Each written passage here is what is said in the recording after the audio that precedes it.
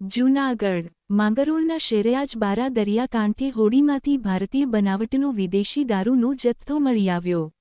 Marine police અને coast guard police પહોંચી ઘટનાસ્થળે। વિદેશી દારૂનો મસમોટો જથ્થો મળી આવ્યો।